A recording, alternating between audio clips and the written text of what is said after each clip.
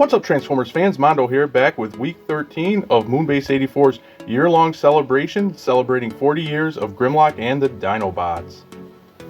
And for this week, for the first time during our 40-year celebration, we're going to be talking about a Dinobot that's not actually part of the Dinobot faction, and that is Beastwars Terrorsaur.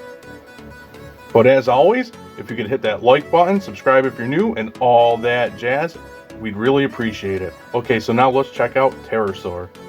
So of course here we have Terrorsaur in his Pteranodon mode, and I just want to note that this is not the original 1996 release. This is the Walmart vintage reissue, but it serves a nice placeholder in my collection, and it suits our needs to look at what the original toy was back in 1996. He is what they called back then the basic edition, which is kind of like a core class, but I would say a little bit taller core class, and they're known to have, especially the first wave of basic Beastwars toys, they had a gimmick where they pretty much auto transformed, almost like the activator Grimlock I showed. But we will take a closer look. And if you know me, I love my Beastwars and I love my vintage Beastwars toys. So yeah, Terrorsaur is no exception. He has some nice green paint to bring out, like, I guess, scales.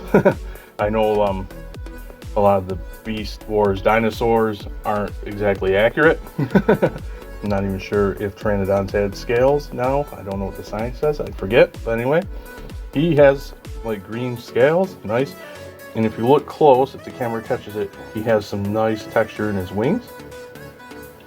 A nice head sculpt with yellow eyes, and his jaw does articulate, so that's cool. Underneath it's kind of ugly, breaks up the illusion, but that's okay in my book. And now it's time to transform Terrorsaur into robot mode, and I'm not going to do it off camera, and I'm not going to do it with stop motion. I am going to actually do it one of the rare times I transform a Transformer on camera. I usually fumble, but this is a basic class, so I think I can manage. Hopefully I can.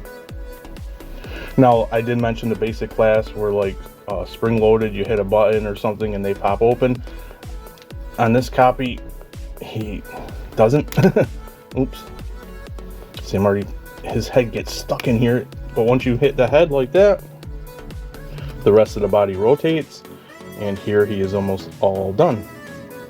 Just a matter of tucking his Pteranodon feet behind his forearms and swiveling up his feet like so.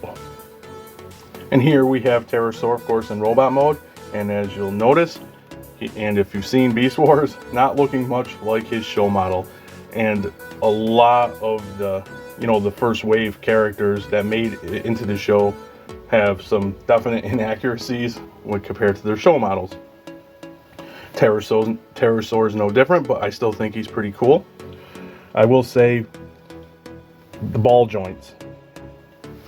Of course, Beastwars was the first time Hasbro went super heavy on ball joints. Actually, Kenner, who they owned, and had them create the Beastwars line, which is awesome for articulation, but over time, especially on the original, sometimes they get very floppy.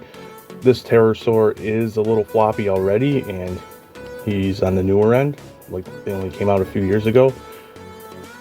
And because of all the wings and everything in the back, he is back heavy, and the ball joints sometimes in his legs have trouble supporting that.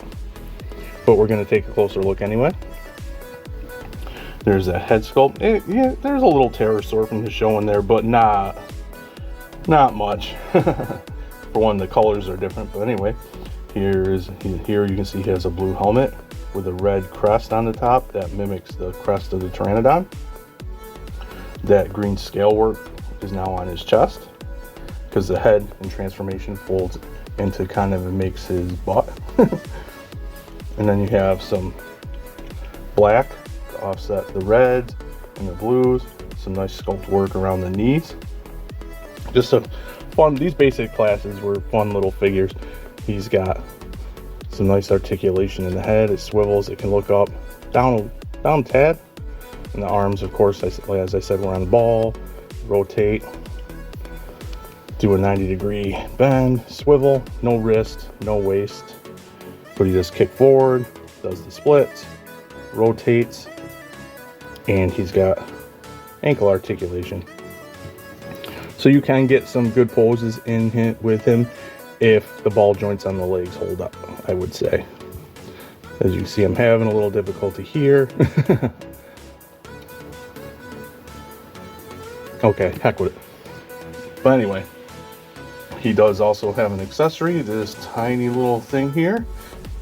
Folds open, and it can fit in his hand to become his blaster.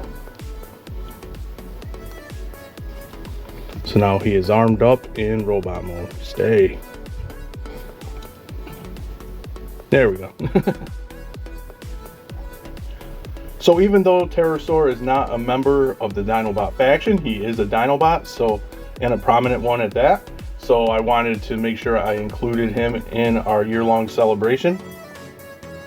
As for the figure himself, he is he's fun and not so fun to mess with already. Like, I can only imagine the horror of loose ball joints from how bad the ball joints are on a lot of the copies from 1996, the original, because mine is only a couple years old, and I have a hell of a time to get him to stand.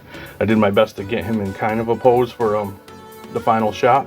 But yeah, so that lowers the fun factor after a while, I would say. Especially, I mean, he likes to do the splits when you try to, he either wants to fall back or do the splits. But still, I like this Terrorsaur for what he is.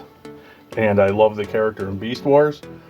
Always thought he was going to be, especially from the early episodes, going to be a Starscream type character. But he ends up not being so much. That kind of splits in between several of the Predacons.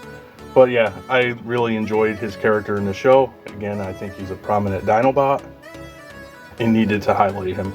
It might not be the last time we see him during this celebration, but I wanted to start with the first iteration of a Terrorsaur toy.